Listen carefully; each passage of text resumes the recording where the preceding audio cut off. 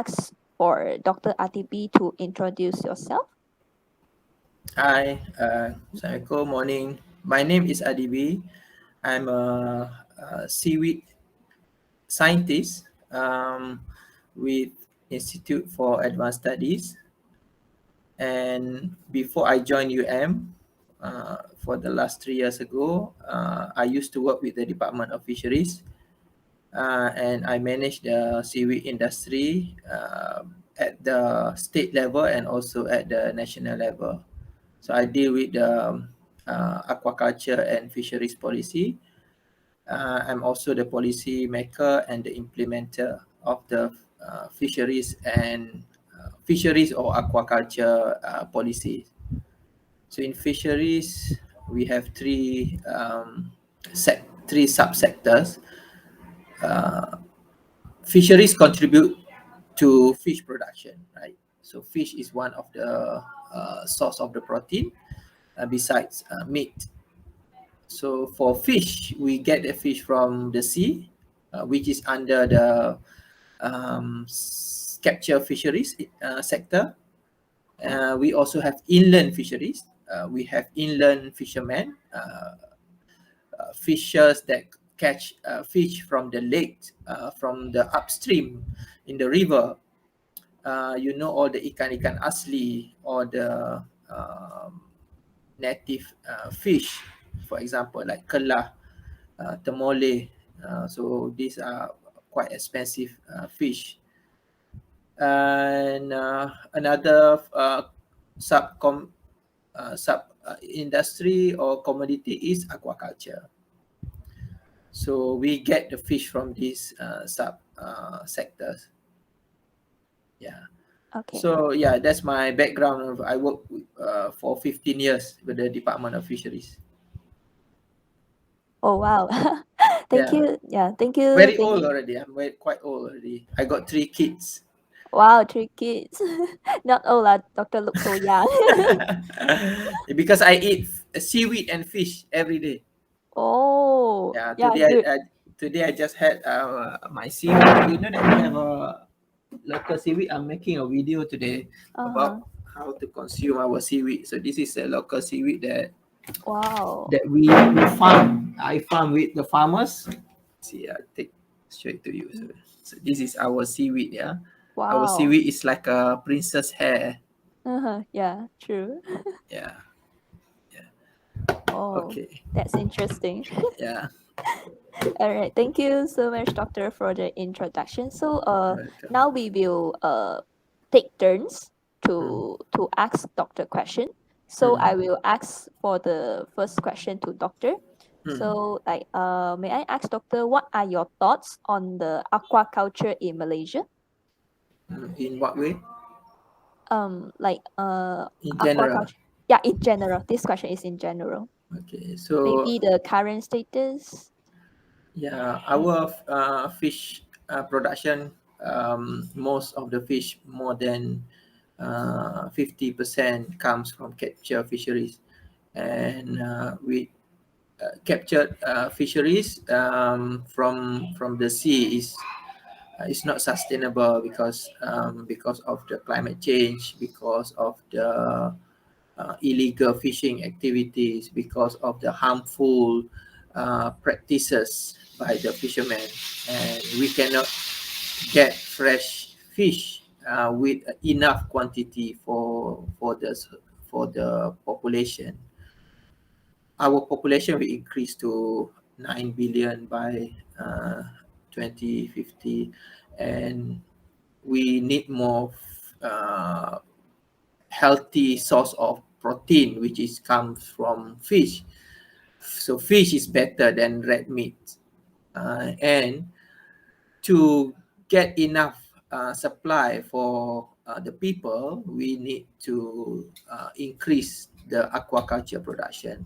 So at the moment in our country, our aquaculture production contributed to 40 to 45% of fish production, and our government, the Department of Fisheries, want to increase to 70% up to 70% by 2030 production from aquaculture. So in aquaculture, they have a lot of challenges. Challenges in terms of the pricing of the fish is very low, and the quality of the fish is not sometimes is not consistent, and the cost of production is very high, and the productivity of fish production from aquaculture affected by the diseases. So we have a lot of challenges in aquaculture.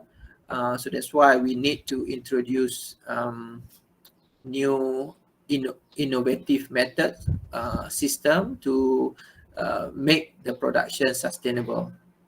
And we also have a problem with the involvement of the youngsters like you guys in aquaculture or agriculture sector, which not many young people get involved because the perception of the public that agriculture or fisheries or aquaculture is a 3D job, dirty, dangerous, and difficult. And another one for me is disappointment, because if the fish die before you sell it, is a loss. You can have a huge loss. You can even facing a bankruptcy because you will not generate income from the farming activity. So that is the risk of aquaculture. Okay, all right. Thank you so much, Doctor, for the answer. Then next, I will pass to Kalila for the next question. Okay, thank you, Jashin. Okay, so the next question is, how does aquaculture contribute to food security in Malaysia, or how does fish loss affect food security? Okay, so Malaysian consume more than 50 kilogram of fish per person per year. So that means Kalila, Joey, who live in Malaysia, we consume almost or more than 50 kilogram of fish per year. The international standard is only 22 kilogram per year. So that means the Malaysian is the most people or society that consume fish in this world. So we don't have enough fish for our people. So that's why I think the supply of the fish is still low, and we have to increase the supply of the fish. Hence, our food security is not secure on fish production. And then what is your next question again? How does fish loss affect food security? Fish loss in what way? I think just like, for example, the sea, when we used to direct catching the fish, not using their culture technique. Fish loss. Okay, fish loss at what level? The fisherman's level, the fish farmer's level, or the post-harvest activity, the processing activity, or the marketing level, which loss? Can I just say in general or cannot? Cannot, because you have to specify what Okay, loss. maybe in What is your definition of loss? loss. My Fish definition. loss. Fish loss. Because if Mm, in the fisheries capture fishery sector, we have these guidelines under the international regulation that usually the farmers they have a bycatch. So mhm. bycatch is the protected fish. For example, fish under the IUCN list, endangered species. For example, um, we have not fish, other category like sharks. We have dolphins. We have turtle. So fishermen, we use trawlers to get fish so that we catch everything in the sea. So bycatch happen because they drag everything in the net, in the fishing net. So the question is, do these fishermen will sell the bycatch unintended fish or other species like shark, dolphins, and turtle, or will they release it back? Another loss will be they catch small fish. Okay, when they use a small fishing net, they will catch a small fish. We don't eat small fish except for anchovies, right? So small fish, if you don't let it grow, you will not get the marketable size. Okay, so there is an industry that processes small fish into fish meal. So fish meal is being used in the pet food industry or fish animal feed industry to produce animal feed. Okay, so it's a competition between fish consumption or fish for the other industry. So that is another fish loss. Another one is the post-harvest activity, the good grade and the poor grade. So the good grade of fish go to the good market, and the people who pay less, who are willing to pay less, get the poor quality of fish. So what loss you mean? The quality loss? So that is my, if you want to be specific on the fish loss, then I can give a different specific answer. I think maybe on their quality Yeah, of on the fish. quality, we sell good fish to Singapore because of the Oh, value. We imported frozen fish, red eye fish that is not fresh from China, Pakistan, India. So you get cheap fish for poor quality. So our trader exported the fish to Singapore because of the currency, high currency. So that is what is happening in Malaysia. so like mostly our fish that we consume is low grade like that, Doctor? It depends on the price. You eat, Ah, and if you go to the jetty, get direct mhm, from fishermen, you might get fresh fish if the fishermen want to sell to you. But usually they have their boss that they have to sell to their boss. That is the maybe formal or informal contract mhm. between fishermen and the buyer. So as a user or consumer, you need to, you have your budget, right? For the fish, sometimes you cannot act, spend money to go to, for example, to Kuala Selangor to buy fish. So you need to go to supermarket, to hypermarket to get this frozen fish, or you can get it at the pasar borong or fresh market. So it depends on the how you access to this fish. So food security also mean accessibility and also affordability and availability of the food. And this one will be determined by your level of income, your buying power. If you willing to buy more, you will get good fish, good quality fish.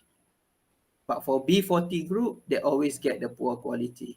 So that's why the nutrition amongst the B40 group or poor income group is always a problem, an issue. Nutrition deficiency amongst these children. Yeah. Okay, Doctor. Thank you. Okay, you think for the next question? Thank you, Kayla. I'm meeting. Uh, may I ask, Doctor, in your opinion, why is sustainable aquaculture is important?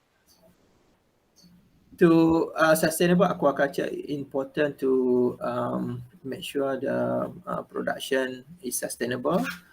Um, the supply of the fish is sustainable to the increased number of population by day, and also for the economic or the profitability of the business of the activity will be sustained. That means fish farmers get sustainable income.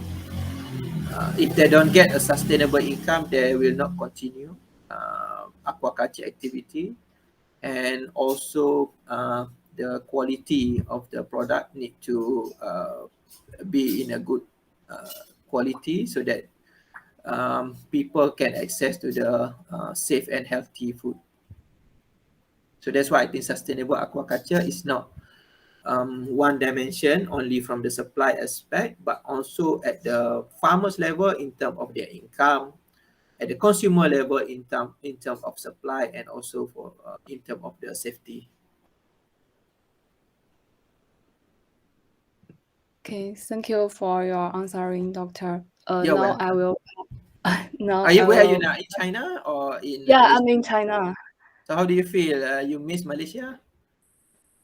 I'm very miss Malaysia actually. Do you have your cat with you, or the cat is in Malaysia? No. No, the cat that you will hold it, your pet. Oh no, no, no. Where is the No, cat? no, I The don't have meow, cat. but your I picture know is I don't have cat. okay. Whose cat is that in the picture? In your picture, Oh, it's my roommate. okay. Okay. I thought Okay. you love cats. Yeah, I love cat, You but love I cat. don't have You don't have my cat. own cat. Why Yeah. your parents don't allow you to have cats in the house? Yeah, my parents don't allow me. So you need to come to Malaysia and have your own cat. Yeah. Okay. Thank Okay, you, Doctor. you're I welcome. will pass to Joey for next question. Right, thank you, Yiting. Now can doctor maybe tell us a little on what are the current trends of fish production, fish consumption, and the prices of fish in Malaysia? Fish production is stagnant or decrease a bit, and because of we rely on the capture fisheries, catch fish from the wild. But the population is decreased now based on the research by the scientists. And in terms of the price is increased. As you know that recently the price of goods like vegetables and other food has increased significantly. And another one is in what way the price and Fish consumption. fish consumption will remain the same, because not remain the same, will increase as long as the population increase. So the we projected the population will increase by days, by years. So the fish uh, demand is always increase.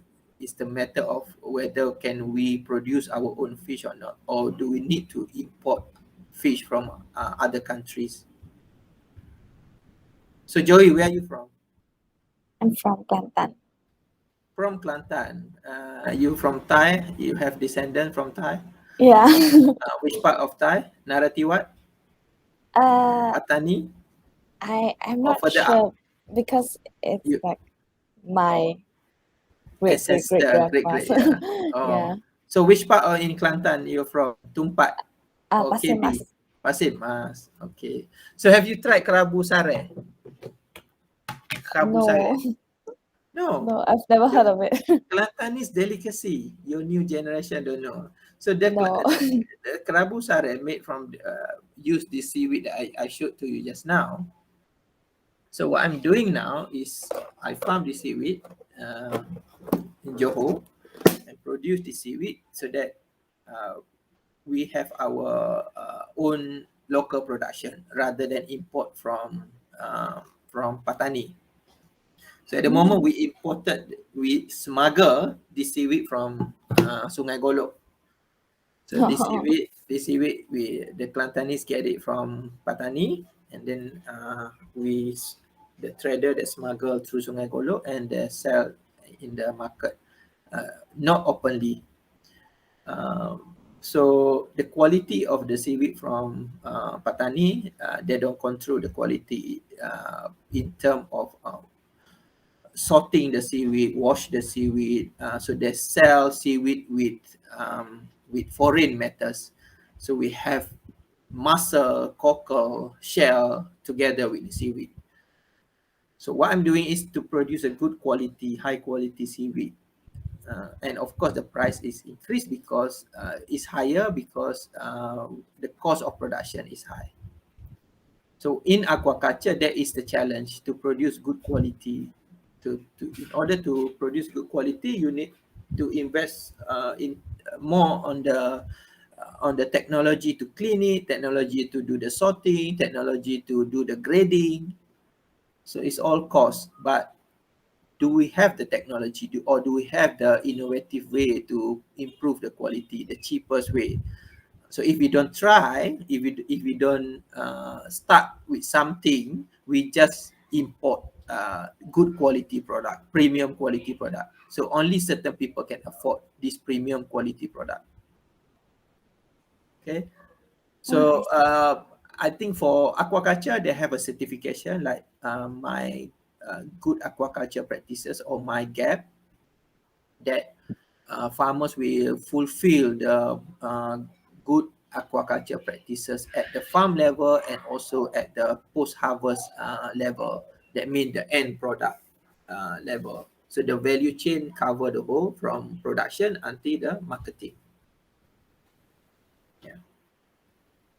Then, doctor, what about the trends of seaweed production and seaweed consumption? Decrease 45%. So we rely on seaweed production from Sabah, Sempurna Sabah, and the species is different, the one compared to the one that I've produced in Peninsula. So I'm glad that I'm part of the establishment of this farm. So we have two farms, two commercial farms in Peninsula Malaysia. It started 2 years ago. I'm glad that I'm part of the establishment, contribute to the development. So at the moment, we can produce 20 ton of seaweed per year.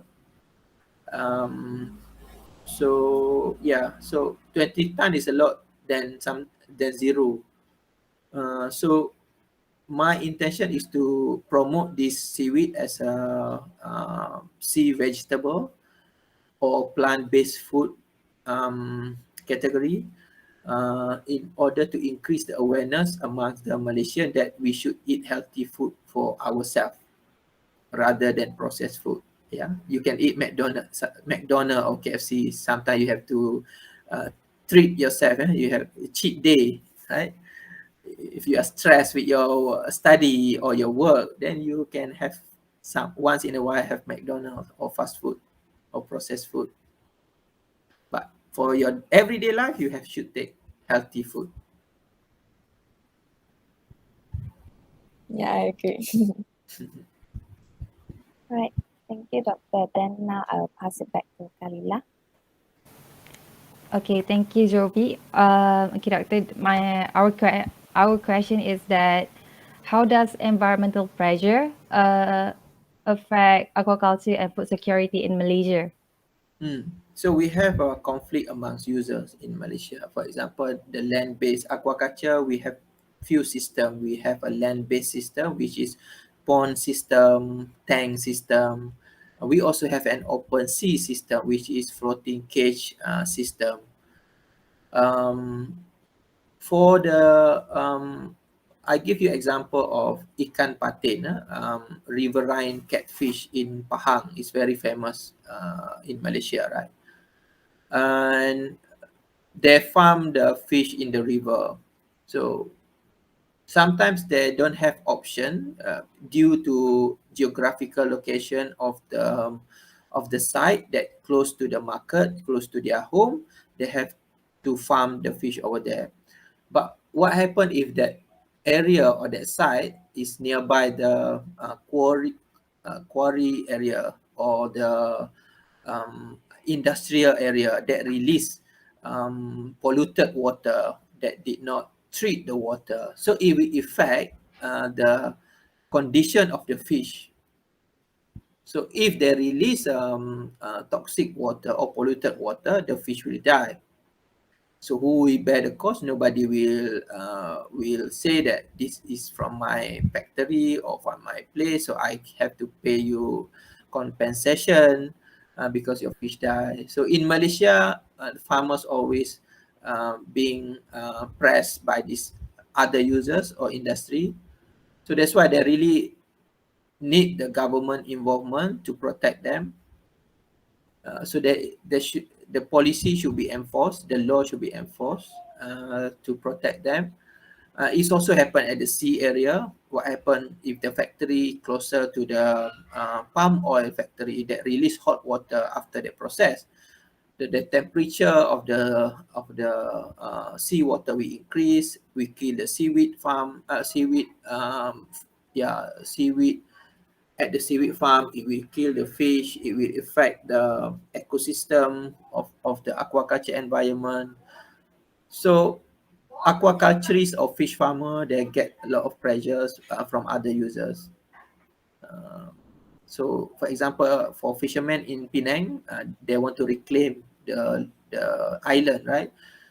Or they want to build like a tunnel, right? They want to be underwater tunnel. So it will affect the breeding ground of the fish. So it will affect the fish population at the sea.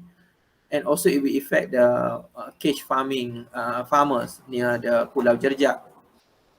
So yeah, conflict users happen all the time. Okay, Doctor. I want to ask specific on how climate change affect aquaculture. So climate change increase the temperature of the sea water surface. So when the sea temperature increase, it will affect the biology of the fish, um, the breeding cycle, their lifespan, the source of food will change. There's no more abundance food, plankton for the fish. And climate change will cause the acidic of the water. You imagine if you breathe in the polluted air, you can't even stand for 1 minute, right? You imagine fish, they use their gills to absorb the CO2 from the water. What happens if the water have a high acid concentration? So of course it will affect their health condition and they wouldn't survive for a long time. So that is the effect of the climate change on the marine organism. Okay, thank you, Doctor. Next, I would like to pass to Jiaxin. Okay. Thank you, Kalila. So next, doctor did just now did mention that there are some challenges to achieve food security for aquaculture in Malaysia, such as the climate change, for the pricing, the quality, or diseases, or Mm. as well as for the youth involvement, right? So, may I ask, doctor, what are some of the ways or the opportunities to improve the food security for aquaculture in Malaysia? Mm. They have this term, right, to make agriculture more sexy. Sexy in terms of influence the youngsters to get involved. So they introduce the precision agriculture or smart aquaculture using Internet of Things, using IR 4.0, so that they have a better work condition and also good prediction on the fish production. At least they can improve the productivity of the fish production. So other thing is just to create awareness among the public that to choose a good quality fish and they should pay a good price, a better price, a fair price to the farmers, improve like promote the consumption of the fish among the people. I know that there are still a lot of people that don't eat fish in their life. And to promote fish as a healthy food, fish contain omega-3, omega-6, and other micronutrients. And to promote how to consume fish in a healthy or good way, what type of fish, how to choose a good fish. In terms of production or industry development, the government should identify good site to do a aquaculture activity or farm, and regulate them, monitor them, always engage to the farmers, provide upskilling, reskilling, training to them, introduce to them good aquaculture practices, and like make sure that the price, create the condition, the industry should create the ecosystem that the price of the fish is not cheap. Okay, so it should be fair to the farmers and also to the public, not to sell very expensive fish. So that is I think, how to overcome these challenges. You can say a lot of things how to overcome, but which one is the priority? Which one is doable? So I think that the one that I've said is, I think that is the at least the action that we can do. Okay, all right. Doctor, thank you so much for your answer. Then next I will pass to Eating for the next question. Yeah, may I know how many questions left? Around 3. 3. Okay. Okay. Because I need to go soon. All right. Okay. Okay. I will take the time. Yeah. Okay. Okay, doctor. My question is: are there any existing policy or frameworks with regarding to aquaculture for food security in Malaysia? Yes, the government has released the food, the Agro Food National Policy 2.0, Dasar Agro Makanan 2.0. Sorry, I think I translate in Malay because that is the name of that policy. And they want to prioritize on a certain commodity. For example, on the if not mistaken, freshwater fish, shrimp, and also ornamental fish.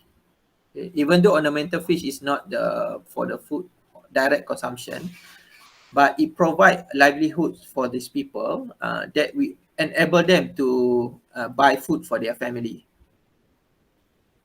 And there is a existing and new policy on the agriculture and aquaculture. Okay, thank you so much, doctor. You're right. I will pass to Jovi. Okay. Thank you, Eating.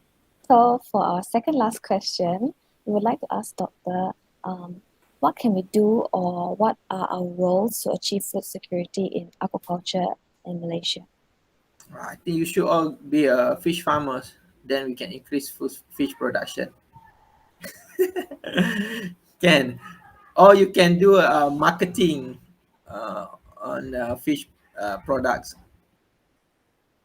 So what can we do? Yeah, we get more people to involve in this industry and introduce innovative way, use new technology, new approach that is suitable for our country or our climate. We don't buy the expensive technology which is not practical for the country. So that is the problem that we have in agriculture. We tend to buy technology from the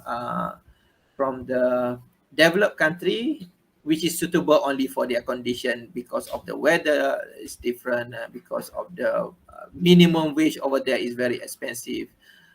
So we should develop our own technology. Okay. All right. Thank you. And finally, since Doctor has mentioned before that Doctor wants to work under the Department of Fisheries, so can Doctor maybe recommend someone from there for us to get more information regarding aquaculture in Malaysia? Aquaculture. I think I want to introduce to you an officer that is in charge on the aquaculture diploma program, because they have the like a plan how to get the youngster to get involved with this industry. So because I think human capital is more important in this industry than just buy the technology. But if you don't have people that is knowledgeable and passionate about it, you cannot sustain the industry. You need passionate people that have um, that is motivated to get involved in this industry. So his name is, I forgot his name. I share with you his name in the email and his contact number. Right. Thank you so much, Doctor. Arif, yes, Arif, Mr. Arif, yeah. Okay. Okay. So those are the last question. So now I will pass it back to Jashi. Okay, all right. Thank you, Jovi. So, before we end the interview session, any questions from my group members to Doctor? Anything to add on something? Okay. If there's none, then thank you so much, Doctor, for today for this for your time. You're welcome. Yeah, we get so much information. Do you eat fish or not? Yeah. Sorry. Do you eat fish? Yes, I What kind of love. fish? What kind of fish do you like to eat? What kind? Like salmon. Salmon is not our fish. Imported. You see, you because you can buy expensive fish. Uh-huh. But you can't eat every day, right? Because Yeah, it's so yeah, yeah. True, true, expensive. true. Yes, Uh, yes. But this is so yeah, yeah, yeah. All right. Thank you so much, we Doctor. cannot farm salmon in this country. Okay, Yeah. we Yeah, true. can, but the cost is very high. Because Yeah. if we use the cold water, the cost is very high. It's either we chill the water or we find a place that have a Mm. low temperature, such as Cameron Highland or somewhere uphill there. Oh, all right. Okay. All right. So, thank you so much, Doctor, for the interesting Your session generation today. only know salmon, huh? Yeah, because I love salmon. You love salmon, the way they do the marketing, the promotion, their PR is very good. The way they present it or sell it Mm-hmm. is nice. So that Yeah. is what we are lacking Mm. in terms Yeah, of true. presentable. Okay. All right. Okay. So, thank you so much, Doctor, for the You're session today. welcome. I wish you all the best with your final year project. Yeah, thank you. All the best to Doctor too.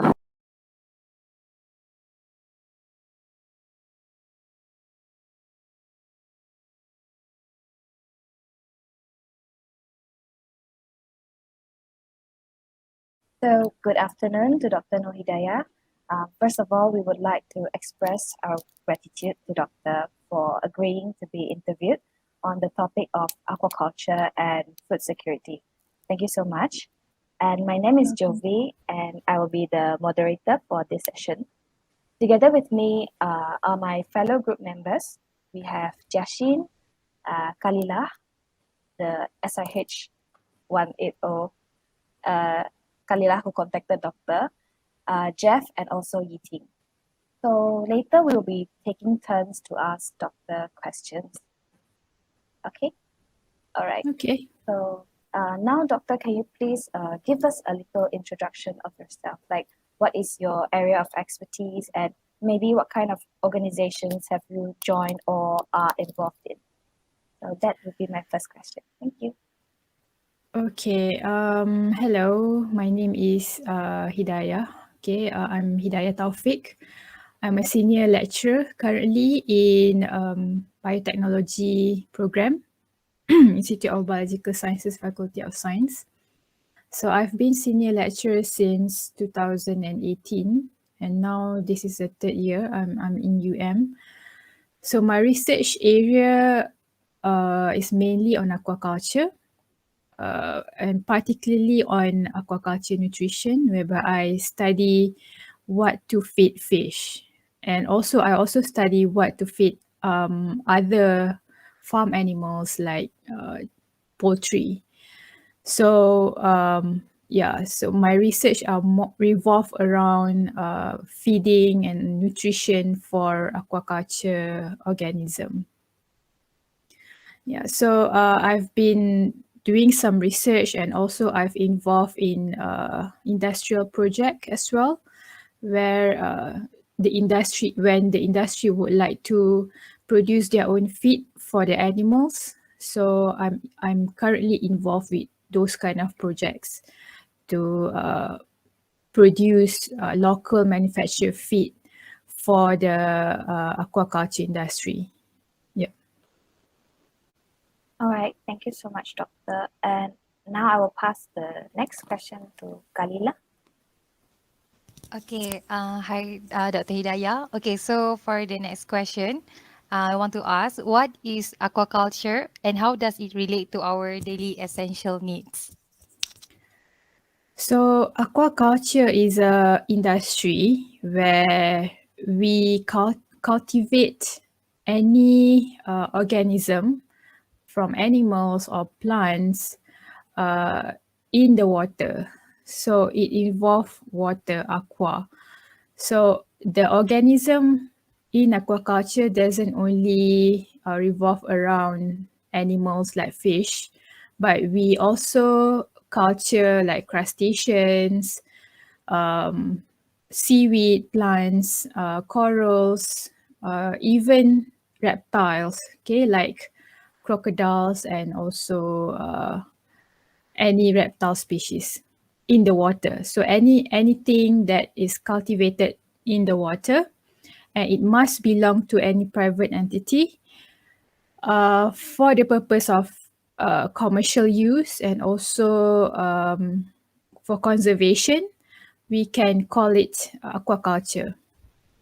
So all these products are not only being used or being cultured just for food, but also for other purposes, like for pharmaceuticals, and as I've mentioned earlier, for conservation purpose as well. So aquaculture is actually huge right now, and is actually one of the fastest growing animal industry fastest growing industry in the world. Yeah. So it essentially provide food and all sort of things in our life. Yeah, that's my answer. Okay, thank you, Doctor.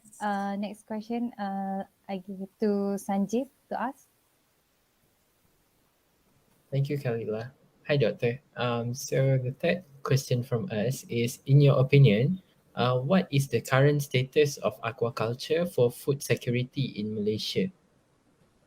So current status in Malaysia, actually we have been growing aquaculture industry a long time ago, but it's only taking place, like the growth of aquaculture industry just being exponentially increasing for the past probably 20 years since the beginning of cultivation of aquatic animals. So so far there's a lot of products already available in aquaculture industry. Okay, not only fish, like I've mentioned, we have shrimps, we have crabs, crustaceans, mollusks, all from aquaculture industry, including the seaweed and algae. So those types of products are available because of the expansion of aquaculture industry in Malaysia. So without this expansion, we would be still importing products from outside, from China, from Thailand, from India, Bangladesh. But so far, we can still have our local aquaculture producers here in Malaysia, and produce our own food. So that actually improve the food security in Malaysia. And yeah. Okay, thank Okay. you for that answer, Doctor. Okay, next I pass to Jashin. Okay. All right. Hi, doctor. I'm Jashin. So my question is that may I ask doctor, do you agree that aquaculture plays an essential role in food security in Malaysia? And if yes, like how does the aquaculture contribute to the food security? Okay, so yes, I believe that aquaculture play essential role in food security in Malaysia because to get animal source of protein, especially because major production of aquaculture in Malaysia rely on animal source like fish. So without aquaculture, we were still relying on fisheries. That means we capture, we harvest wild caught fishes from the ocean. So it is not a sustainable practice to just rely on fisheries, because over the time we will lose all the resources, right? So we need to farm the animals in order to produce the protein sources for Malaysian. So that's why we need aquaculture to improve the food security, to increase the food security as well. And yeah, one point is without aquaculture, we will still be importing the seafood from outside, and we still be relying on wild caught fish. So another point is I would like to emphasize that aquaculture also increase the socioeconomic people surrounding the ocean or nearby the shore areas. So those who are living nearby the water, they can take advantage of their environment to rear the fish, have the fish cultivated in the cage or in the pond, okay, in the lakes. So they have that environment, so they can produce their own fish and produce their own products for the food security, for their own food security as well.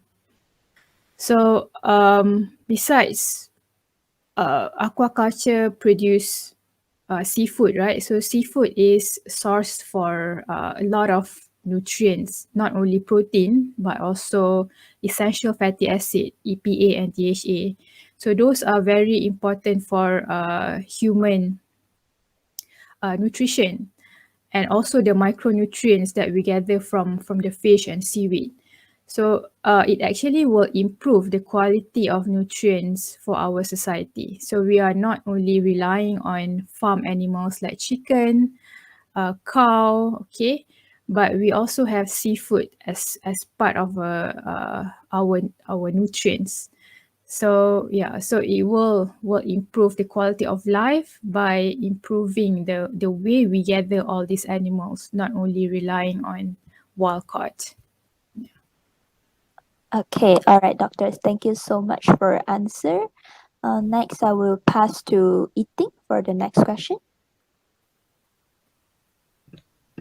Hi, doctor. I'm eating. So, my question is what is the sustainable aquaculture?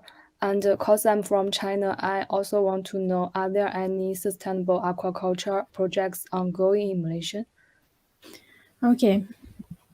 What is sustainable aquaculture? So sustainable aquaculture, in my opinion, is when you farm any of the aquaculture species, okay, or you have a good yield without destroying the environment. So for example, if we take example of fish, if you want to farm the fish, okay, we want to have like let's say 1 ton of fish per month, okay, the yield of the fish. But we cannot just simply harvesting fish from the wild, from the ocean, just to feed the farm fish. So it's not a sustainable practice. So a sustainable practice is we have to find a solution to feed the farm animal without utilizing the nature resources, without relying on nature resources too much. Okay, so that is part of my research. So my research is to make sure that what we feed the animal is a sustainable sources, okay, without taking too much on the nature resources like fish meal. So fish meal is what we harvested from the ocean, fish that we harvested from the ocean. So we want to reduce the use of fish meal and we utilize other alternative of protein. So my research is involving the use of insects. So insects, we can culture them in a large quantity within a very short time and sustainably. They use very, very little water and they have very low carbon footprint. So we can use alternative protein source like insects, like algae. Those are the things that I'm using for my research to feed the farm animals. Like for example, if we want to farm tilapia or catfish, so we use that to feed them. So we don't rely on nature resources like fish from the ocean anymore. So using the right tools and using the right techniques to culture the animals are very important for a sustainable aquaculture. So we need to culture intensive we need to culture intensive aquaculture species. We need to culture it in huge amount, but with a small limited source of land, for example. So we need to have a good R&D and a good policy to reduce this problem in the future, to reduce waste, for example, release from the aquaculture farm. So all these things must be planned and with the right policy, with the right implementation, we can have a sustainable aquaculture in Malaysia. Yeah. Okay, thank you so much, Doctor.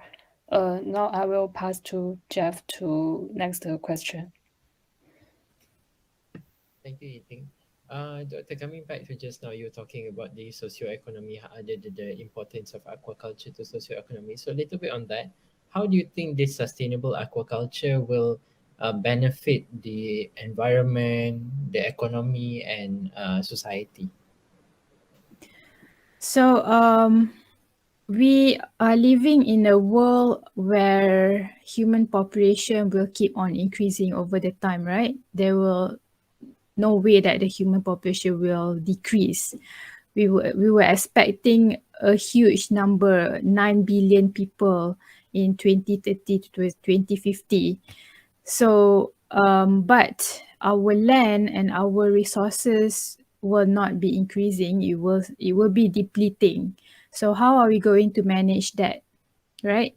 So if you use a sustainable aquaculture, if you use the right business model for aquaculture industry, get the certification for environmental and socially responsible seafood practice, we will be able to make sure that the next generation will still benefit from what we have right now. The next generation will still in good condition, no disruption, okay, no discrimination because of the limiting resources and in the future. So we need to make sure that we practice a good and responsible aquaculture from now, so that our future generation will still be able to live well. We'll have the same like what we have right now. And sustainable aquaculture will also ensure that there will be no social trade-off. That means in a good, well-managed practice of aquaculture, there will be no forced labor. There will be no discrimination in employment. There will be no child labor. So all those things have to be in place. Okay, there will be a policy on that particular practice, and it has to be implemented. And besides, we need to make sure as well there is no environmental trade-off, which means we have to make sure that the ecosystem remain healthy and there will be no pollution, and that there should be assessment for any farm on site in terms of the environmental impact. So to make sure that the sustainable aquaculture is in place. So I believe this will eventually lead to a good environment and a healthy socio-economic for our society. Thank you, Doctor, for the answer. Next, I'll pass to Khalida. Okay, thank you, Jeff. Doctor, there is my question is that is there any stakeholders recommendation for us to get more information on aquaculture food security? Okay, any stakeholders, I would suggest you can talk to our own lecturers. If you know Prof. Subah and Dr. Adibi, I can give you their contact details, their emails lah. You can contact them and ask about aquaculture and food security more, because they are from aquaculture background as well, but they have different research. So you might want to get some output from them about Dr. Adibi are seaweed. So he worked with seaweed, and Prof. Subah are geneticists. So maybe you can interview them as well for your project. I'll give you the email later. Okay, by the way, Doctor, we already contact Dr. Adibi, so maybe you can just give us Prof. Subah contact number. Oh, okay. Yeah, sure. Thank you. Okay, for the last question, I pass to Jashin. Okay. Thank you, Kalila. So for our last question is that may I ask, Doctor, what are your future perspectives about aquaculture food security in Malaysia?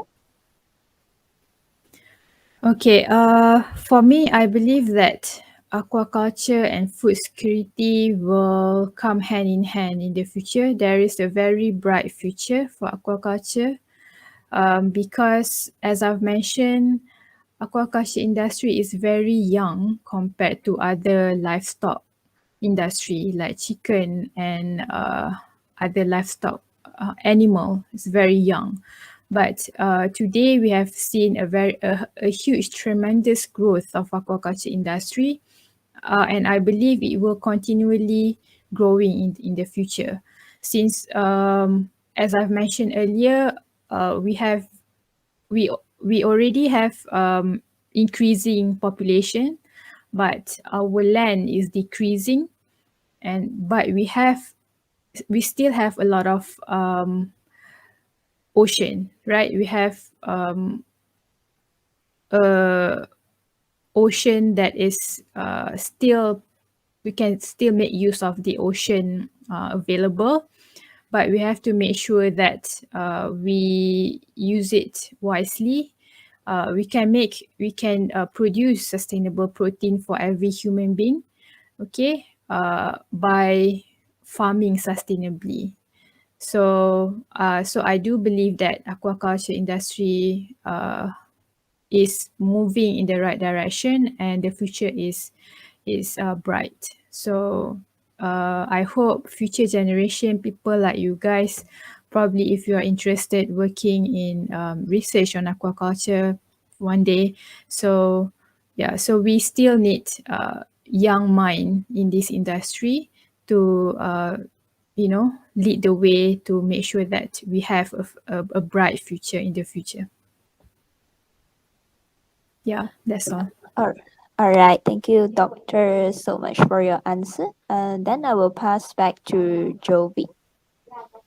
All right. Thank you so much. I think that is all for today. Does anyone have anything else to add or ask, Doctor? No? Okay. So if not, then thank you so much, Doctor, for your time. Yeah. You Thank have you for helped. inviting me. Thank you, Doctor. You have helped us a lot in our assignment. So, All right. So wish you all the best for your assignment. okay. Thank you, All right. Doctor. Have a nice Thank you, day. Doctor. All right. Thank you so much. Thank you so much, Okay. Doctor. Welcome. Bye. Bye. Bye-bye.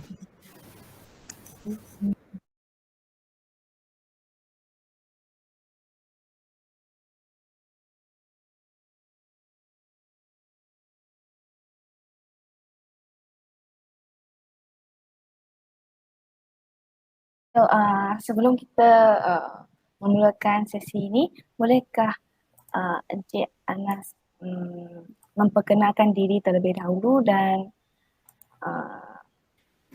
bercakap tentang background Encik dalam Department of Fisheries. Okey. Selamat pagi dan salam sejahtera. Terima kasih Cik Joey, Cik Jia. Saya Muhammad Anas bin Razali daripada Bahagian Pembangunan Aquaculture, Jabatan Perikanan Malaysia. Telah berkhidmat di sini lebih kurang tahun keempat lah. Tahun ini tahun keempat. Sebelum ni saya berkhidmat di jabatan lain. Untuk makluman Cik Joey dengan Cik Jia, ini adalah tempat pertama saya ditempatkan dan saya mula berkhidmat di sinilah. So mula-mula servis tu saya dah kat sini. Di bahagian ni, bahagian pembangunan aquaculture memang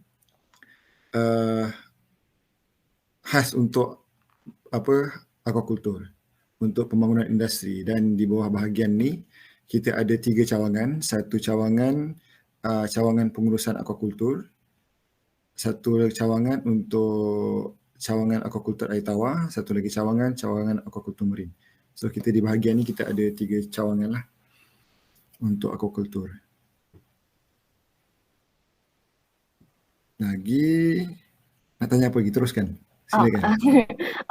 Jadi, bolehkah kita mengetahui dengan lebih lanjut tentang status semasa aquaculture di Malaysia setakat ini?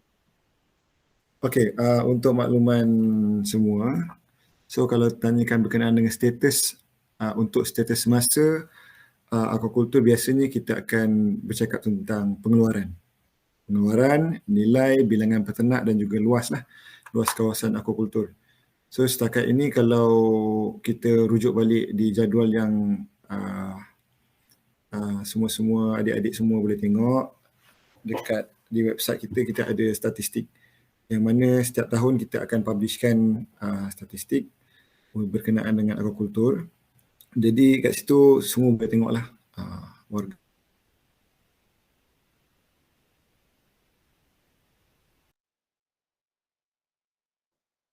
berkenaan aquaculture. Jadi untuk tahun 2000 saya briefing tahun 2018, 2019, 2020 lah. Untuk tahun 2021 kita masih lagi di peringkat penyediaan pengemas kimia. Walaupun bulan 1 kita masih lagi menunggu lagi data daripada negeri-negeri Sabah dan Sarawak.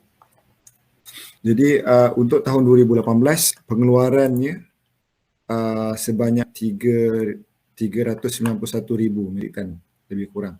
Termasuk ikan air tawar, udang air tawar, udang marin, ikan marin, kerang-kerangan dan juga rumpai laut. So jadi kalau adik-adik boleh tengok kat sini, aquaculture ni banyak disumbangkan oleh rumpai laut. Yang mana separuh, anggaran lebih kurang separuh lah, lebih kurang dalam 40 ke 50% pengeluaran aquaculture ni disumbang oleh rumpai laut. Rumpai laut majoritinya lebih 95% hanya terdapat di Sabah. So jadi di Semenanjung ni yang lain-lain tu lebih kurang dalam 20,000 tu adalah di Semenanjung lah, pengeluaran di Semenanjung. Separuh lagi di rumpai laut Sabah dan Sarawak. So jadi kalau kita bercakap tentang pengeluaran tadi, kalau kita tengok graf kat sini, yang mana kita boleh, kalau kita susun, kita ada graf dekat dalam jadual tu, untuk tahun 2019 pengeluaran aquaculture adalah sebanyak 411,000. Meningkat sikit lah, 11,000. Dan pada tahun 2020 lebih kurang dalam 400,000 metrik tan. So jadi untuk tahun 2018 ke 2019 ada peningkatan, untuk tahun 2019 ke tahun 2020 ada pengurangan. Disebabkan beberapa perkara lah yang tidak dapat dielakkan dan juga kesan daripada pandemik, kekangan daripada pandemik COVID-19 tu. Untuk ekspor dan juga pasaran domestik agak terganggu lah. Jadi pengusaha-pengusaha pun ada yang terjejas sedikit. Seterusnya berkenaan dengan unjuran pengeluaran. Status masa ni kita libatkan juga, kita kaitkan juga dengan unjuran pengeluaran aquaculture, yang mana kita ada buat unjuran keperluan makanan untuk rakyat Malaysia lah. Kita ada buat unjuran keperluan untuk rakyat Malaysia. Setiap tahun kita ada peningkatan untuk pengeluaran sasaran tersebut lah. Sebagai contoh, untuk tahun 2020 sebenarnya kita mensasarkan lebih kurang dalam 430,000 metrik tan, tetapi pencapaian kita hanya berapa tadi? Untuk tahun 2020 hanyalah 400,000 metrik tan saja. So kita shortage dalam 30,000 metrik tan. Setakat ini sajalah untuk status aquaculture.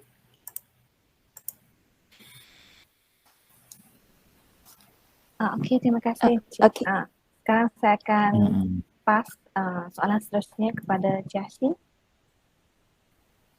Okay, terima kasih Jovi. Jadi untuk second question, nak tanya Encik Anas, apakah pendapat Encik Anas terhadap kesan aquaculture kepada security makanan, food security? Apakah pendapat Encik Anas? Apakah pendapat saya berkenaan dengan food security? Ya. Jadi bila kita bercakap dengan food security ni, berkenaan dengan food security ni, ia berkait rapat dengan keselamatan makanan dalam negara lah, terutamanya dalam negara, untuk rakyat negara kita.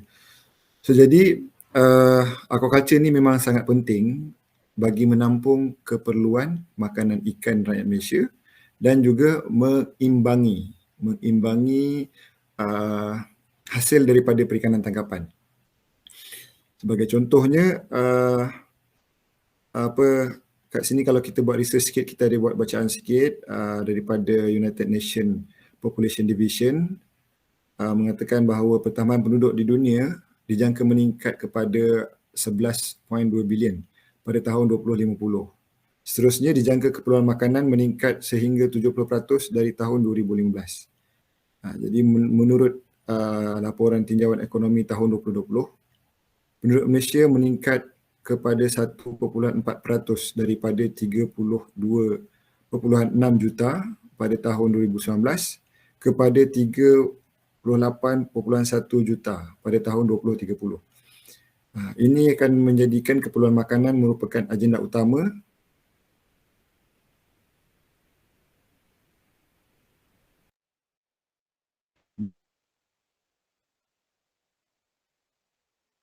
bagi pendapi untuk mengimbangi keperluan makanan. Jadi penggunaan per kapita bagi ikan makan dijangka meningkatlah daripada 46 kilogram kepada 55 kilogram. Jadi sumber tangkapan ni telah dieksploitasi di tahap maksimum. Jika tidak diuruskan dengan baik, sumber perikanan tangkapan akan pupus menjelang tahun 2048. Ini petikan daripada US Journal Science tahun 2006 lah. Jadi kajian penilaian stok bagi ikan di Mesir telah menunjukkan kemerosotan sumber ketara kepada 4.4% di semenanjung Malaysia dan 47.1% di perairan Sabah dan Sarawak. Jadi keperluan tambahan pengeluaran ikan negara bergantung kepada pengeluaran industri aquaculture. Seperti yang saya cakap tadi lah, kita pengeluaran ikan daripada tangkapan ni, sumber ikan daripada industri perikanan tangkapan ni dah stagnan dah saja. Tak, jadi industri aquaculture ni akan menampung keperluan makanan tersebut. Okay. So itulah Okay. kot.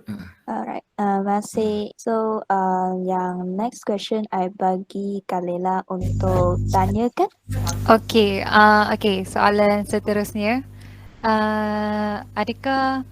Apakah peranan Jabatan Perikanan dalam mengekalkan jaminan makanan melalui aquaculture? Okey, terima kasih Cik Khalilah. Seperti yang Cik semua maklum lah, Jabatan Perikanan ni bertanggungjawab untuk membangunkan industri perikanan yang dinamik, berpandukan pasaran melalui pendekatan kreatif dan inovatif serta menguruskan sumber perikanan negara secara efisien dan mesra alam berasaskan maklumat saintifik dan tadbir urus yang rapi. Bagi mengekalkan jaminan makanan, aquaculture ni, jabatan akan memfokuskan peningkatan produktiviti aquaculture dengan menyusun semula kawasan aquaculture, pemantapan aktiviti ternakan, projek integrasi aquaculture dan pemerkasaan industri rumput laut. So jadi kat sini kalau Cik Khalilah, Cik Jia dengan Cik Joey berkenaan dengan penyusunan semula kawasan aquaculture ni, kita ada banyak kawasan yang telah diberikan allocation lah, ditempatkan untuk kawasan dibangunkan untuk aquaculture. Sebagai contohnya dekat Melimau, kalau pernah pergi di Melimau, kita ada kat situ, pergi ke area Melimau tu, kita ada zon industri aquaculture. Memang nampak lah signboard tepi jalan. Memang kawasan itu kawasan yang dibangunkan untuk aquaculture. Tak kisahlah sangkai ikan ke, kolam udang ke, rumpai laut ke, memang kita ada allocatekan kawasan untuk industri aquaculture. Jadi untuk penyusunan semula ni, projek ni dah lama. Jadi dari masa ke semasa kita nak orang kata apa, buat orang kata apa, nak buat clean up, nak buat penyusunan semula, nak lebih fokuskan lagi lah kawasan tu supaya sekiranya ada pelabur-pelabur yang nak masuk, kita ada buka ruang lah untuk menggunakan kawasan tersebut. Seterusnya untuk pemantapan aktiviti ternakan ni, sebagai contoh kolam-kolam di kampung, kalau cik semua boleh tengok, kita penternak-penternak kecil ni, penternak boleh dikatakan tradisional lah, menjalankan aktiviti aquaculture secara ekstensif lah, secara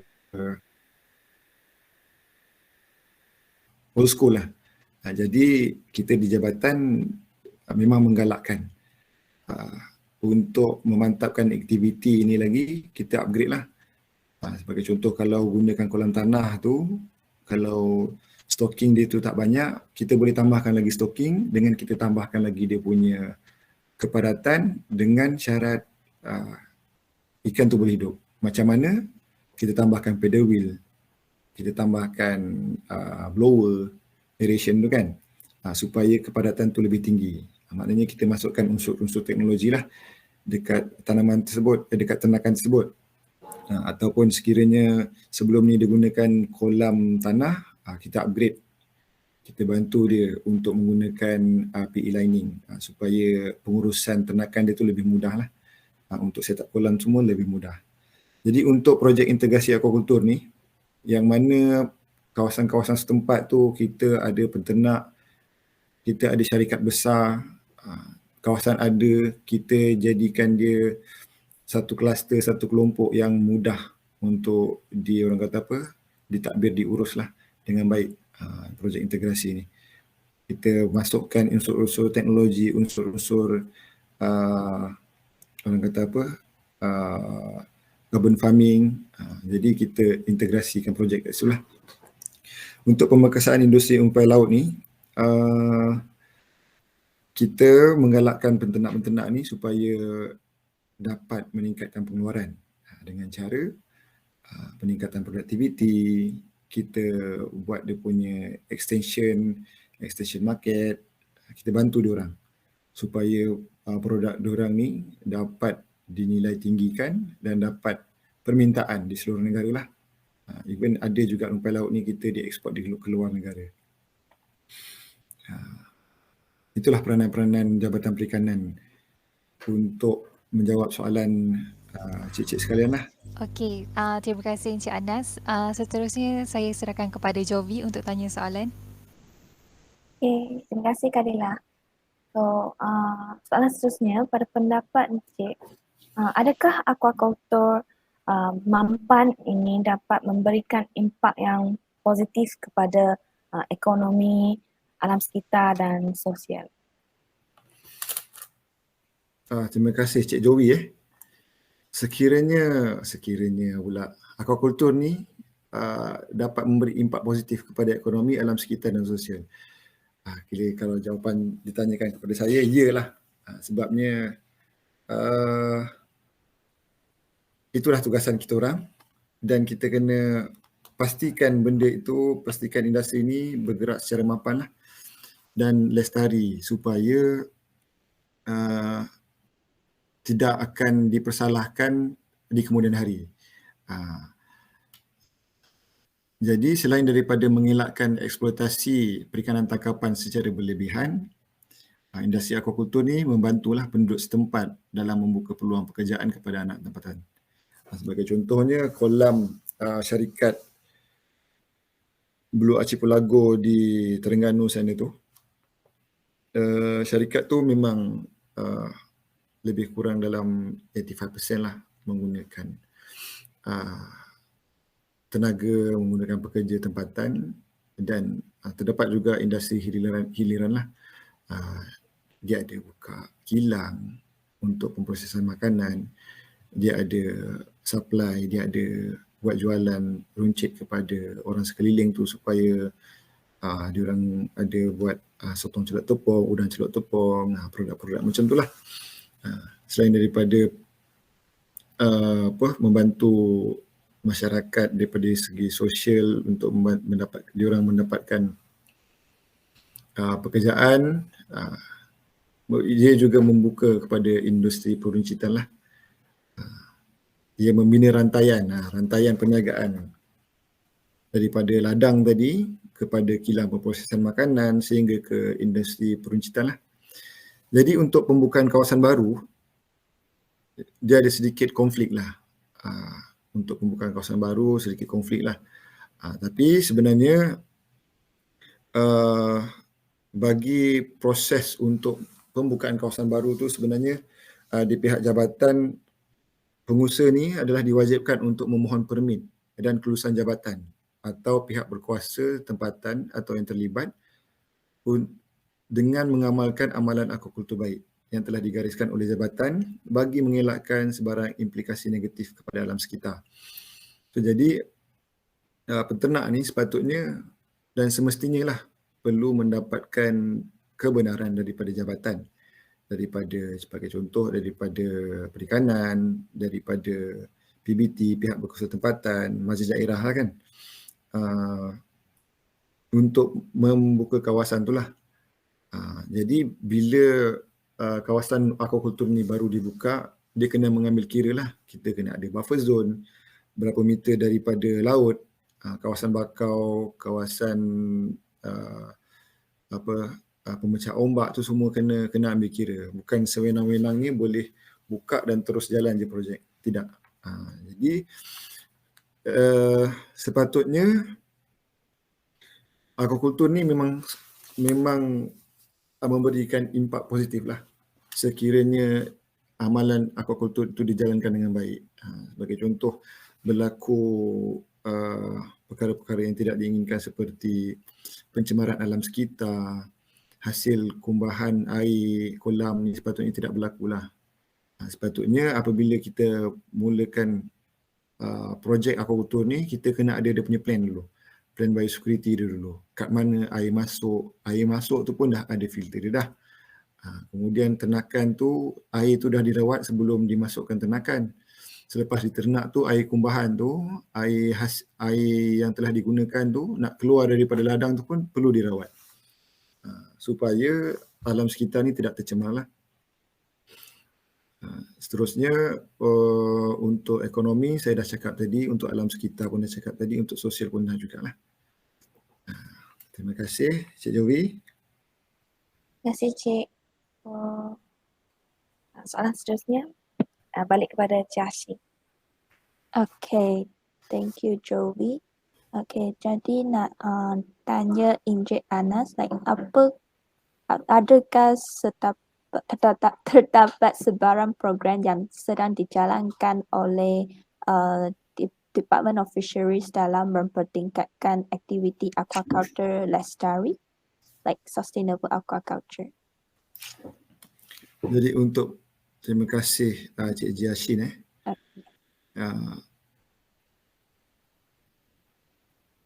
Okey, untuk memastikan aquaculture ni mampan dan lestari lah.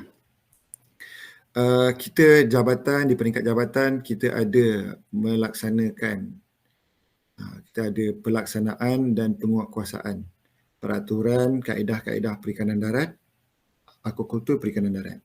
Dia nama kaedah, nama peraturan tu lah, nama kalau katakanlah nama undang-undang tu lah. Tapi disebabkan di bawah federal dia peruntukannya kecil sikit, kita pakai nama dia kaedah-kaedah perikanan darat. Jadi untuk aquaculture di peringkat wilayah persekutuan Kuala Lumpur dan Labuan, kita dah kuat-kuasakan, kita dah laksanakan, yang mana kita perlu memastikan supaya penternak ini mengikut amalan aquaculture baik. Orang kata apa, dia punya syarat-syarat tu, dia punya keperluan tu semua kita dah minta lah. Untuk penternak-penternak ni ikut. Sekiranya tak boleh, kita akan kenakan tindakan. So jadi untuk beberapa negeri lagi lah, seperti contoh di Melaka, Negeri Sembilan, di Kelantan, ada yang dia dah diwartakan dan ada setengah negeri masih dalam tindakan bersama dengan kerajaan negeri untuk proses pewartaan lah. Jadi kita mengharapkan kita dalam usaha untuk mewartakan kaedah-kaedah perikanan ni ke seluruh negara. Jadi sebarang aktiviti aquaculture ni sepatutnya perlu mengikuti kaedah-kaedah perikanan darat ni lah. Sekiranya tidak, penguatkuasaan akan berlaku lah. Kita akan ambil tindakan lah di peringkat jabatan. Jadi ada juga di bawah Jabatan Perikanan, kita ada juga bahagian Taman Laut dan Pengurusan Sumber yang mana mereka giat menjalankan aktiviti-aktiviti konservasi. Aktiviti sebagai contohnya aktiviti penanaman semula bakau telah dijalankan di kawasan bakau yang terosot. Ia berhampiran kawasan yang aktif dengan aktiviti aquaculture lah. Contohnya kawasan peternakan kerang di Lekir Perak. Jadi ada juga bahagian di bawah Jabatan Perikanan ni menjalankan aktiviti-aktiviti kelestarian alam, aktiviti-aktiviti conservation, termasuklah penyu, haiwan-haiwan yang terancam ni kan. Jadi untuk aquaculture ni, dia tak adalah directly support di keliling kawasan industri tu terus dia tanam bakau kan. Kita tak boleh dah masuk ladang orang macam tu. Jadi kawasan-kawasan yang berhampiran di pesisiran kawasan yang aktif aquaculture tu, bahagian ni giatlah menjalankan aktiviti penanaman semula bakau yang terosot lah. Jadi untuk menggalakkan, untuk memastikan subsektor aquaculture ni lebih mampan, Jabatan amat menggalakkan golongan muda untuk melibatkan diri dengan industri makanan ni lah. Sebagai contoh, di kementerian, di peringkat kementerian kita ada program khas untuk agropreneur muda yang dianjurkan oleh pihak kementerian. Jabatan sangat menyambut baik program ni dan membantu daripada segi khidmat nasihat dan juga teknikal. Jadi jabatan juga memberikan bantuan input-input ternakan lah, sebagai contoh peralatan, pam air ke, tangki kepada mana-mana pengusaha yang layak untuk menerima bantuan tersebut lah. Rasa itu saja, Cik Jia. Silakan. Okay. Alright, terima kasih Encik Anas. Jadi seterusnya I serahkan kepada Kalila. Okey, terima kasih Jashin. Jadi soalan seterusnya ialah apakah jenis program pemindahan teknologi ternakan dan peralatan aquaculture yang disediakan untuk dipromosikan kepada pengusaha industri aquaculture? Sekali lagi. Apakah Untuk- jenis program pemindahan teknologi dan peralatan aquaculture yang disediakan oleh pihak Jabatan Perikanan kepada pengusaha industri aquaculture untuk dipromosikan? Jenis Jenis teknologi jenis pemindahan teknologi dengan peralatan aquaculture. yang dipromosikan Mm-mm. Yang diberikanlah kepada pengusaha industri aquaculture. Okey, jadi untuk ini jenis pemindahan teknologi yang kita sampaikan kepada penternak sebagai contohlah untuk industri ikan hiasan dan juga industri benih. Untuk ikan air tawar, kita ada buat apa nama tu? Moina, ternakan moina. Teknologi ternakan moina ni yang mana selama ini penternak-penternak ikan hiasan, beta ke gapi ke, menggunakan moina yang diambil daripada longkang, daripada tangki-tangki kumbahan, apa nama tu, SW Corp punya Indah Water punya tu kan. Jadi benda ni ia membahayakan ikan kita. Jadi bagi mengatasi isu berkenaan, jabatan membantu dari segi cara-cara teknikal, cara-cara untuk menternak moina secara higienik lah. Maknanya moina yang tadi diorang ambil daripada longkang, daripada tangki kubahan tadi, kita dapat berikan mereka kualiti yang baik lah. Maknanya tak ada isu dah. Isu kebersihan, isu higienik, isu bekalan terputus, tak ada. So jadi jabatan ada menyediakan video, menyediakan input, menyediakan maklumat berkenaan dengan penternakan moina tadilah. Jadi bukan sahaja untuk ikan hiasan, daripada segi pembenihan pula, spesies pembenihan, benih-benih ikan air tawar ni, sebagai contohnya, sebelum ni kita menggunakan Artemia, lebih kurang dalam satu tin tu, dalam 425 gram harganya lebih kurang dalam RM200 untuk satu tin. Jadi bila kita gunakan Artemia ni kan saltwater, dia orang kata apa, hidupan air marin. Jadi bila kita bagikan untuk ikan air tawar ni, dia punya tempoh hidup dia tu dalam tangki tu tak lama. Jadi bagi yang mana ikan-ikan yang tidak boleh makan, yang tak habis tu dia akan matilah. Artemia ni akan mati. Jadi itu satu contamination, satu orang kata apa, dia akan menyebabkan kualiti air tu jatuh. Jadi bagi mengelakkan satu kos yang tinggi untuk beli Artemia dan juga kualiti air yang jatuh tadi, jadi jabatan pun mengatasinya dengan menternak moina tadilah. Jadi kos ni pun murah. Moina ni pula kalau tak habis, dia akan hidup lah. 24 jam boleh tahan, kualiti air okey. Jadi ikan dekat dalam tangki tadi, benih yang dalam tangki tadi, bila kita bagi makan moina, selagi dia tak habis, selagi itulah dia akan makan. Selagi moina tu tak mati, dia akan makan dia. Jadi dia punya kadar pertumbuhan saiz dia pun akan meningkat lah. Jadi itu antara teknologi yang baik lah yang kita mewar-warkan kepada penternak untuk benih dan juga ikan hiasan. Okey, jadi untuk penternakan udang putih. Jadi selama ni, sebelum ni, di negara kita masih lagi menggunakan ternakan kolam. Menggunakan ternakan di kolam yang boleh lah, yang boleh mengeluarkan, saya buka, yang boleh mengeluarkan pengeluaran per hektar dia untuk udang meri ni, udang putih meri ni tadi, anggarannya lebih kurang dalam 5 metrik tan per hektar. So jadi jabatan ada mengeluarkan buat research lah di peringkat penyelidikan di FRI, Institut Penyelidikan Perikanan. So jadi kita ada mewar-warkan. Jadi FRI ini merupakan institut penyelidikan di bawah Jabatan Perikanan, dan pihak kami bahagian aquaculture mewar-warkan teknologi ini kepada semua penternak lah.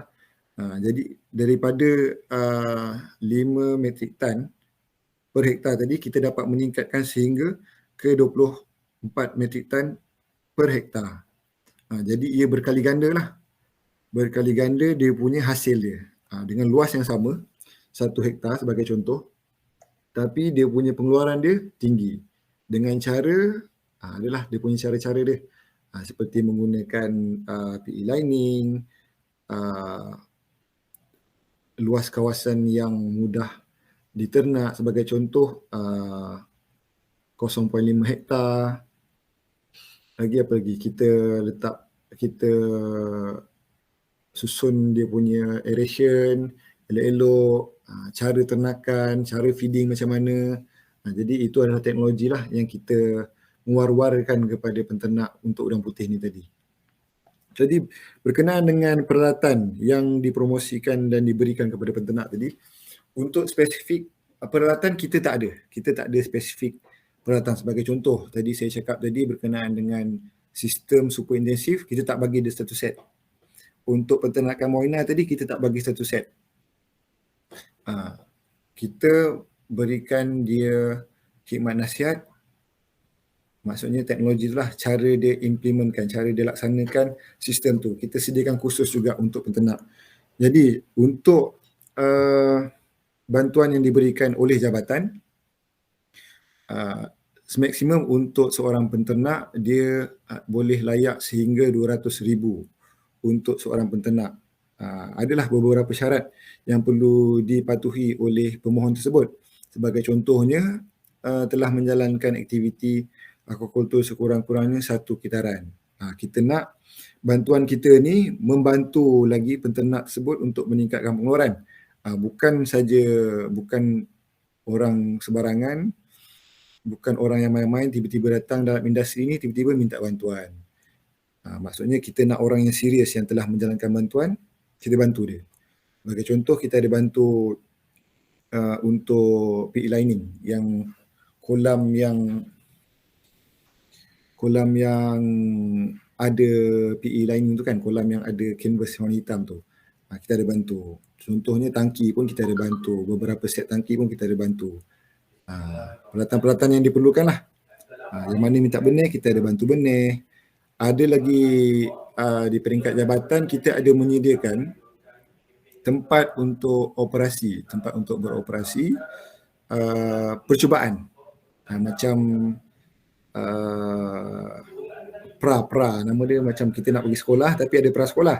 Jadi untuk pengusaha baru ni, dia tak ada tempat, dia tak ada modal yang besar, tapi dia ada kemahiran, dia ada kepakaran. Jadi kita ada sediakan incubator. Incubator ni kena mohon dengan jabatan untuk dia beroperasi di tempat yang disediakan oleh jabatan. Kira macam sewa tempat. Tapi dengan harga sewaan permis kerajaan lah. Sehingga ke satu tempoh yang dibenarkan lah. Sebagai contoh 3 tahun. 3 tahun dia beroperasi kat situ, kemudian bila dah habis tempoh, kena tukar orang lain lah. Sebab kita nak beri dia, orang kata apa, persediaan untuk ke industri tu yang diorang supaya boleh kumpul modal dulu ke, macam itulah. Lain-lain untuk bantuan di bawah spek ni, biasalah kalau untuk khidmat nasihat tu kita ada, untuk khusus-khusus aquaculture ni kita ada khusus asas, khusus untuk penternakan moina tadi, khusus untuk ternakan ikan dalam sangkar kita ada. Jadi khusus ni dijalankan mengikut keperluan dan juga permohonan semasa lah. Jadi rasanya itu saja kot, Cik Khalilah. Okey, faham. Terima kasih Encik Anas. Jadi saya serahkan balik kepada Joey.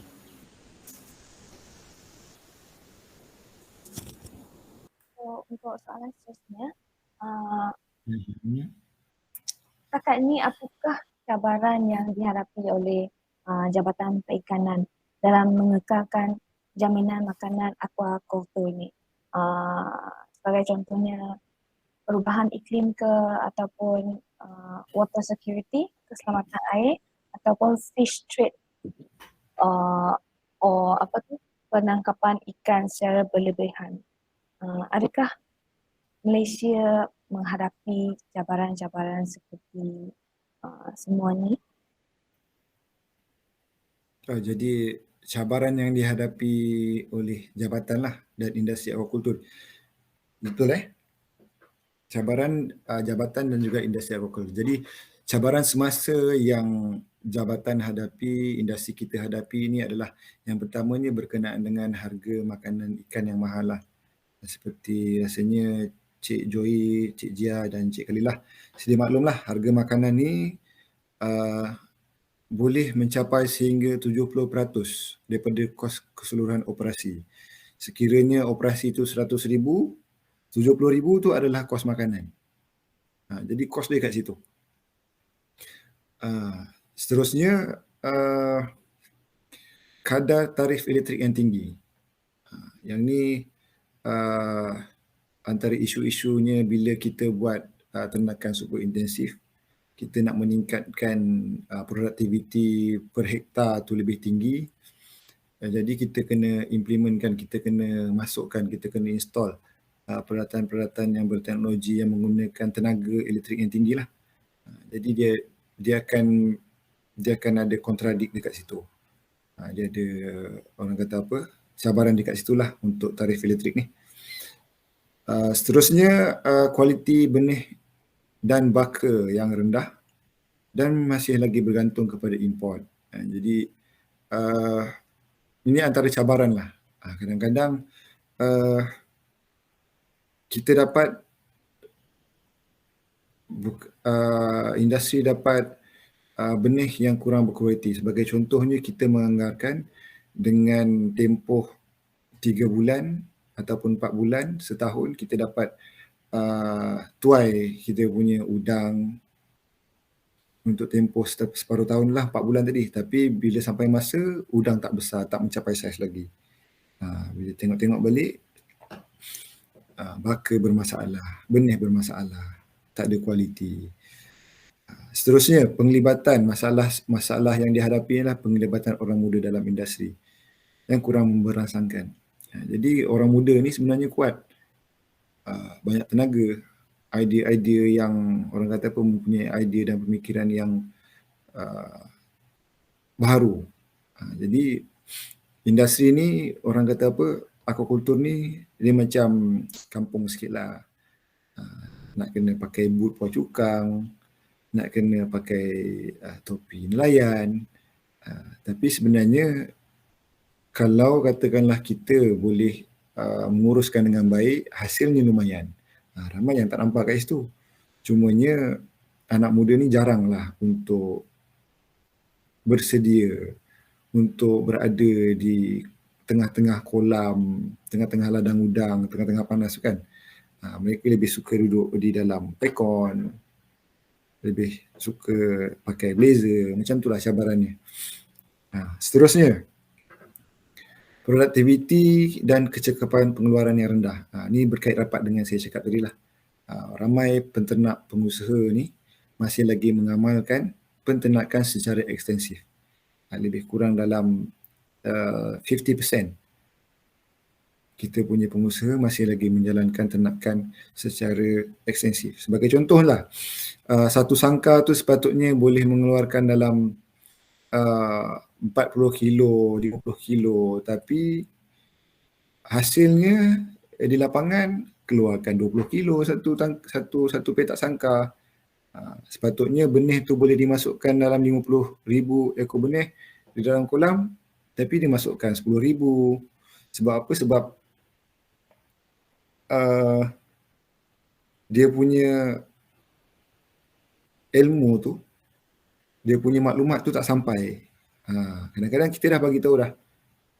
Kita ada jabatan perikanan di daerah, di setiap daerah. Jadi sekiranya penternak-penternak ni perlukan khidmat nasihat dan juga bantuan sokongan, boleh rujuk ke pejabat kami di peringkat daerah lah. Sekiranya daerah itu mungkin ada sibuk kekangan, boleh rujuk di pejabat-pejabat yang berhampiran juga. Pejabat negeri pun kita ada. Di peringkat HQ pun kita ada juga memberi khidmat nasihat. Jadi tak ada masalah untuk memberikan khidmat nasihat teknikal kepada penternak ni. Seterusnya, kemerosotan.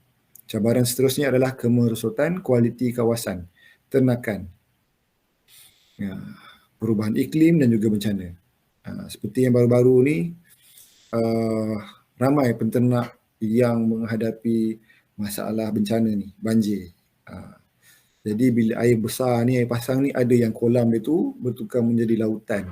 Tenggelamlah kolam ni tadi, daripada nampak berpuluh-puluh kolam, tiba-tiba jadi satu kolam je, kolam besar. Sebab ni banjir. So ikan dah tak ada lah, tinggal kolam je. Pun bila air surut, kolam pun dah berubah strukturnya lah. Dia punya ban dah tak ada sebab air terlalu kuat kan. Itu antara isu-isu cabaran yang dihadapi sekiranya bencana. Perubahan iklim juga sebagai contoh. Suhu ni memainkan peranan penting juga. Kalau katakanlah ikan tu dah besar, ikan tu dah, orang kata apa, dah mencapai saiz 2 bulan, 3 bulan dalam kolam tu tak ada isu. Tapi sekiranya stocking tu dibuat, ikan benih tu 2 inci, 3 inci tu, bila suhu ni berubah secara drastik ni, dia berbahayalah. Dia berbahaya. Panas sangat pun berbahaya, boleh menyebabkan kemarau, tak ada sumber air. Ini antara cabaran-cabaran perubahan iklim. Sebab seterusnya, cabaran kemerosotan kualiti kawasan ternakan ni tadi, sebagai contohlah, di Laguna, kawasan kepungan air laut tu lah. Dekat Laguna tu kan, Laguna. Laguna ni kawasan tepi pantai yang dilindungi oleh benting-benting air tadi lah. Di kawasan tu, ada juga kawasan yang sesuai dibuat kawasan ternakan ikan sangkar laut. So, jadi kawasan tu terlindung daripada ombak besar dan juga angin kencang lah. Kawasan tu dilindungi oleh benteng tadi. Tapi apabila kawasan tu telah lama digunakan bertahun-tahun, jadi kawasan itu punya kesuburan tu dah berkurangan. Sebagai contoh, tadi najis-najis ikan dah berkumpul dekat bawah. Makanan-makanan yang tak habis pun dah berkumpul dekat bawah tadi. Jadi kualiti air kat situ dah berkurangan lah. Jadi itu antara cabaran-cabaran yang dihadapi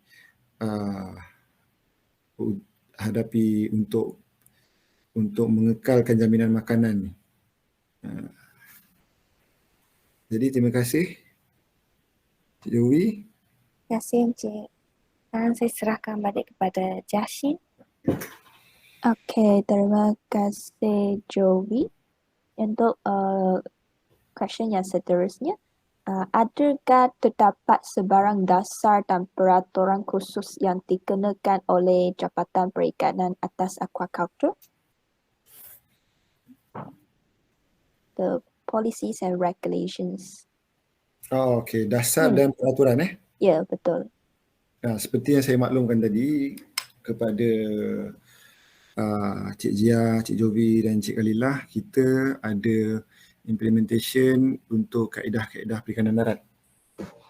Sebagai contoh di Kuala Lumpur kita ada warta, tak nampak. Tak nampak, sorry.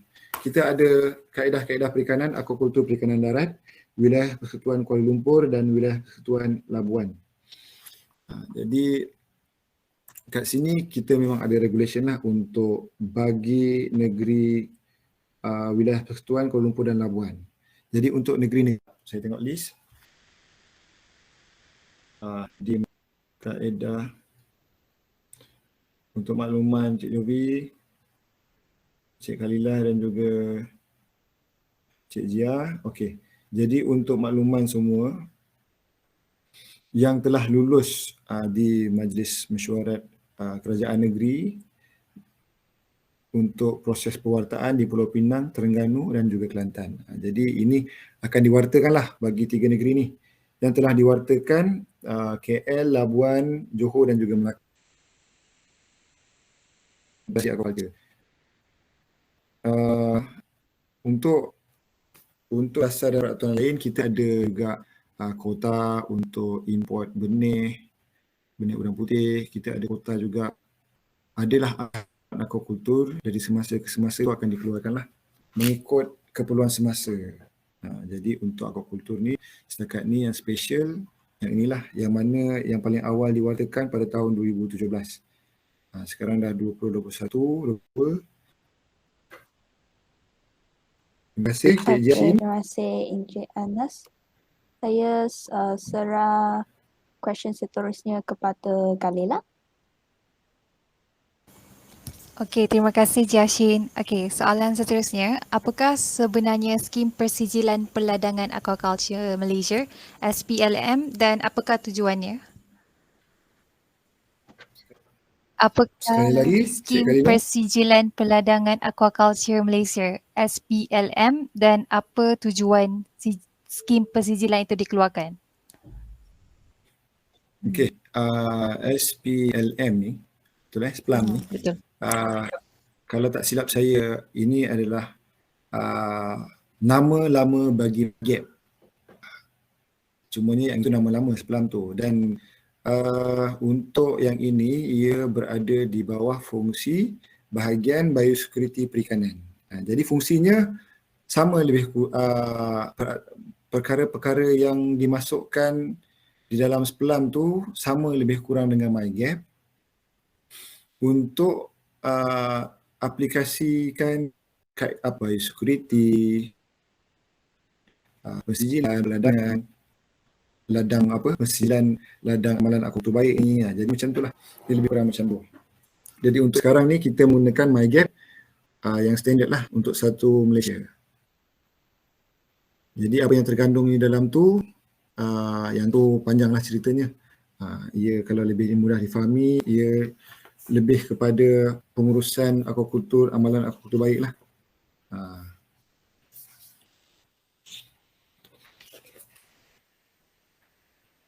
Jadi rasanya itu saja kot. Kalau katakanlah nak lebih detail, mungkin kena panggil orang biosecurity lah. Kalau katakanlah nak saya elaborate berkenaan dengan amalan aquaculture baik tadi, yang berkait rapat dengan SPLM, dengan MyGap tadi, ya, ia adalah prinsip asas dia lah dalam pengurusan ternakan. Sebagai contohnya, yang pertamanya kita ada pemilihan tapak. Pemilihan tapak yang bersesuaian untuk dijadikan kawasan ternakan. Adalah beberapa perkara, sebagai contoh kebenaran, permis, benda tu panjang untuk diceritakan dan ianya adalah lebih detail apabila ia melibatkan pensijilan. Jadi kalau katakanlah untuk step amalan aquaculture baik ni tadi, kita kena ada pemilihan tapak. Yang pertamanya sebagai contoh, kalau kita nak buat ternakan kolam, mana sumber air kita nak dapat? Apa jenis tanah yang sesuai untuk aquaculture? Seterusnya, kena ada reka bentuk ladang. Macam saya cakap tadi, air nak masuk, kena ada rawatan dulu. Air keluar, kena ada air rawatan juga. Seterusnya, pengurusan ternakan. Pengurusan ternakan ni banyaklah. Bila ada pensijilan ni, kena tengok balik traceability dia macam mana. Daripada benih tu, macam mana kita nak pastikan benih itu kita dapat benih yang berkualiti. So benih tu pun kita ambil daripada benih yang mempunyai sertifikat MyGap. Jadi maknanya kualiti tu dah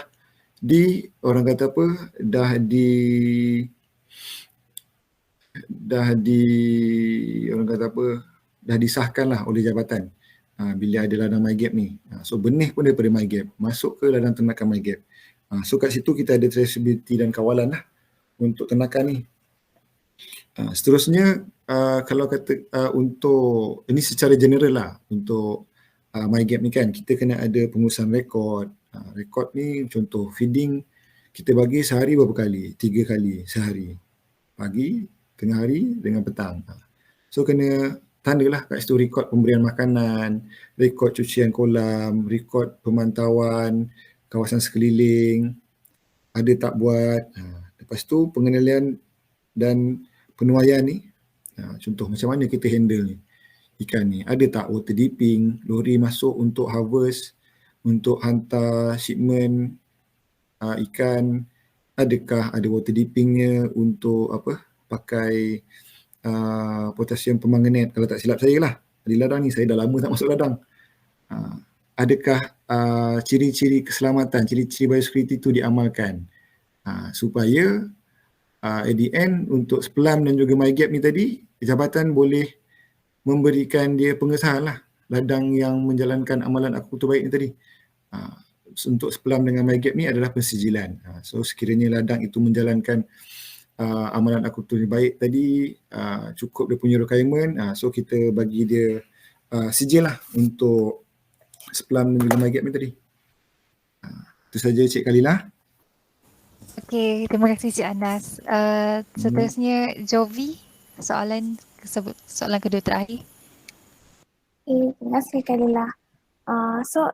Encik, masa saya browse through website Jabatan Perikanan, saya ada terbaca tentang zon industri aquaculture, dan di sini kami ingin tahu bagaimanakah zon industri aquaculture ni menyumbang kepada pembangunan mampan sektor aquaculture.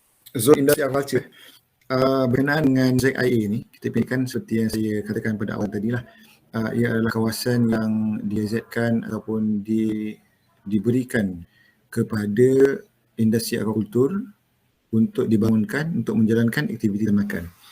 Bagaimana kawasan ini diberikan? Hello, Jovi. Betul ke salah nama Jo?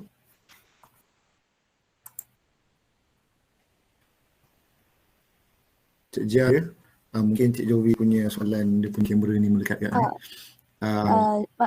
Soalan Joey tu dia bertanya bagaimana kan ZIA ini menyumbang kepada pembangunan mampan sektor aquaculture. Okay. So jadi bila kita ada satu kawasan yang dihaskan untuk ternakan aquaculture, so jadi secara automatiknya sekiranya ada penternakan, ada pengusaha yang menjalankan ternakan, mesti ada pengeluaran ni lah. Kat situ kita dapat sumbangan. Sebagai contoh ni ada di Melaka Melimau tadi, di kawasan Sungai Linggi antara Melaka dan Negeri Sembilan tu kita ada kawasan Zia yang mana kat situ ada ada kawasan yang diletakkan dalam Zia lah. So jadi kawasan ni kawasan yang berpotensi untuk dijadikan kawasan penternakan aquaculture. Bagaimana ia membantu kepada pengeluaran? Ialah tu. Macam itulah cara dia membantu. Lokasi dan juga tempat tu kawasan yang sesuai untuk dijalankan aktiviti aquaculture. Sebagai contohnya ada sumber air, accessibility-nya yang mudah untuk masuk ke tempat tu. Kawasan itu kawasan yang kerajaan negeri pun dah beri kebenaran untuk dijalankan aktiviti aquaculture. Maknanya laluan untuk menggunakan tempat tu lebih mudah. Birokrasi dalam kerajaan ni dah mudah lah. Bukan kawasan-kawasan yang baru untuk diterokai, bukan. Kawasan ini kerajaan negeri dah sedia maklum, di peringkat persekutuan pun kita sedia maklum. Cumanya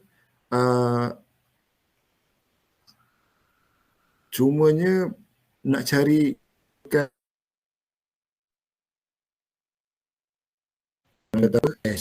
di kawasan tersebut. Sebabnya kawasan tu kawasan mungkin ada pajakan, mungkin kawasan yang tempohnya sekejap, mungkin ada lama. Jadi perkara-perkara ni lah yang sebenarnya kita perlu beri perhatian supaya kawasan ini digunakan sepenuhnya lah, supaya semua pihak mengambil wang dipersetujui oleh kerajaan negeri. Jadi pihak kita di pihak Jabatan Perikanan di peringkat federal ni kita hanya menyelaraslah, ada list, tapi untuk urusan tu dia kena mohon di peringkat negeri. Sekiranya perlukan bantuan, kita akan bantulah untuk pembangunan kawasan projek berkenaan. Itu saja Cik Jovi. Terima kasih. Terima kasih. Jadi untuk soalan terakhir saya serahkan kepada Jasmine.